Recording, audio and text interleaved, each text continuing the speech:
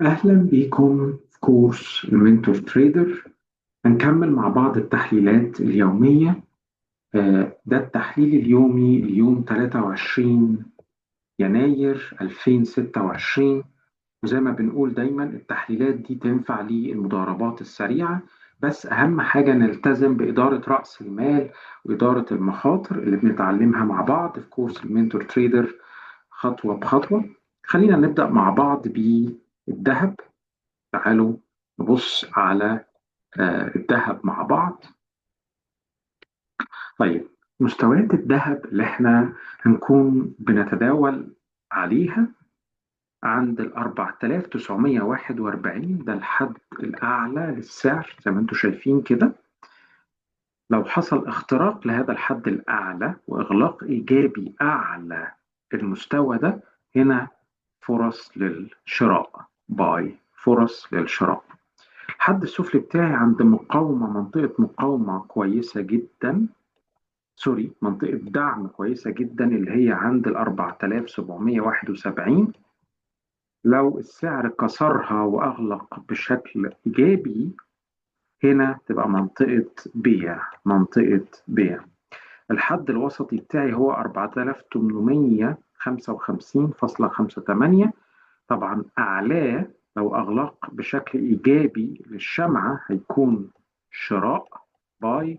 لو أسفله إغلاق بشكل إيجابي هيكون بيع، سيل. وزي ما قلنا دايما الأرقام دي قد تختلف اختلاف طفيف من منصة لمنصة.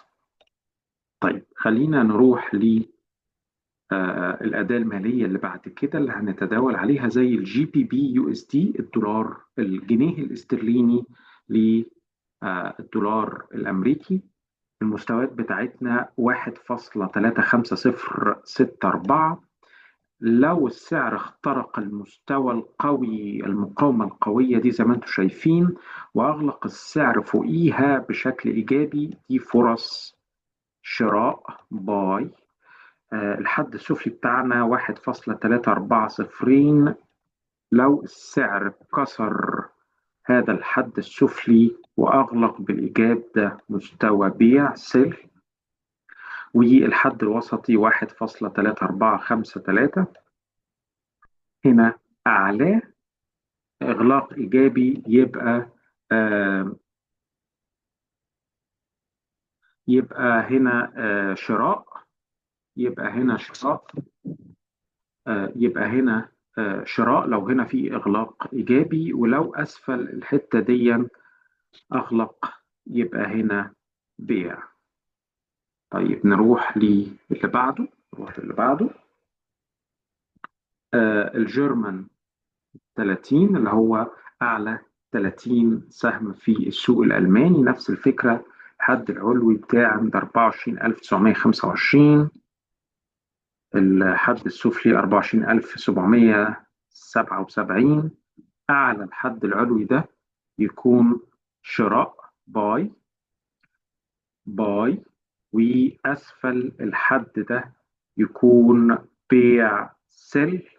والحد الوسطي 24865. زي ما قلنا أعلاه شراء، باي، وأسفله بيع اللي هو سيل، بنفس الطريقة اللي احنا عارفينها. تعالوا نروح لمؤشر اليو اس 30. واليو اس 30 هم أعلى 30 شركة في السوق الأمريكي، في سوق البورصة الأمريكي. الحد العلوي بتاعي هو ال 49653. أعلاه صفقات شراء. و 49116 هو الحد السفلي، أسفله بيع. الحد الوسطي بتاعي 94382. فوقيه الإغلاق الإيجابي شراء، وتحتيه الإغلاق الإيجابي بيع. يبقى ده بيع وده شراء، باي. شكرا لكم. لو في أي استفسارات ابعتولي. أتمنى لحضراتكم كل توفيق.